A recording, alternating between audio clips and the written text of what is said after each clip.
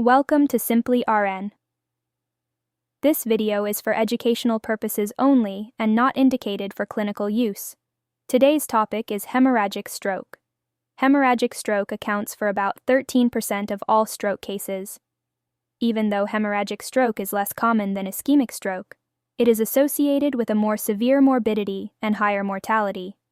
Hemorrhagic stroke occurs when a weakened vessel ruptures and bleeds into the brain. The bleeding accumulates and compresses the surrounding brain tissue and causes swelling. Remember that the brain is a rigid structure. Any increase in the volume of its contents will increase the pressure within the brain and lead to increased intracranial pressure, or ICP.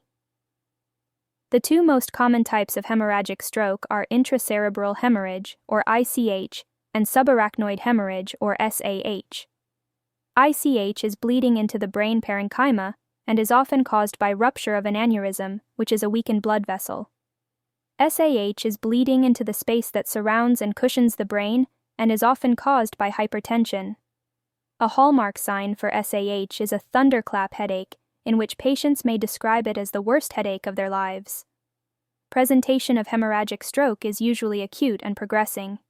In addition to the possible B-fast stroke symptoms, other common clinical manifestations of hemorrhagic stroke include acute onset headache, vomiting, neck stiffness, and increases in blood pressure.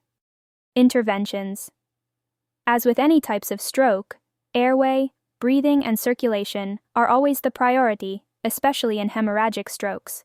Most patients require close monitoring in an intensive care unit during and after a hemorrhagic stroke for frequent neurochecks, and monitoring for complications such as increased ICP, hematoma expansion, and secondary brain injury such as seizures.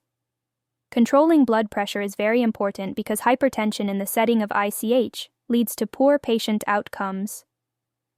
The American Heart Association recommends a systolic blood pressure target of 140, with a range of 130 to 150. Common medications used to lower BP include beta blockers, ACE inhibitors, calcium channel blockers, and hydralazine.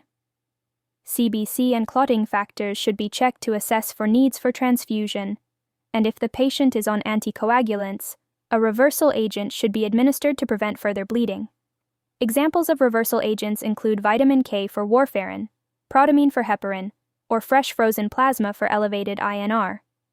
Patients may also lose the ability to auto-regulate core body temperature. Apply ice packs, cooling blankets, and give Tylenol to maintain normothermia. Other nursing interventions include keeping the head of the bed more than 30 degrees and keeping the neck midline to facilitate venous drainage from the brain and reduce ICP. Minimize stimulation such as keeping noises out, dimming lights, and administering analgesia and sedation as needed, but keep in mind that this may blunt neuro exams. Surgical interventions for hemorrhagic stroke include placing an external ventricular drain, or EVD, through the skull into the ventricles in the brain.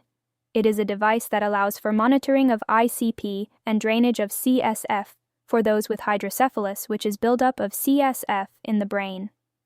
Surgeries can also be done to evacuate the hematoma or remove a portion of the skull, also known as hemicraniectomy, to decrease ICP. For hemorrhagic strokes caused by a ruptured aneurysm, surgical clipping is done by making an opening into the skull and placing a metal clip at the base of an aneurysm to occlude blood flow into the aneurysm. The clip remains in the brain permanently. Another procedure called endovascular coiling is also done to stop bleeding from an aneurysm. It is a less invasive procedure by entering through an arterial puncture, typically in the groin, and small metal coils are inserted within the aneurysm.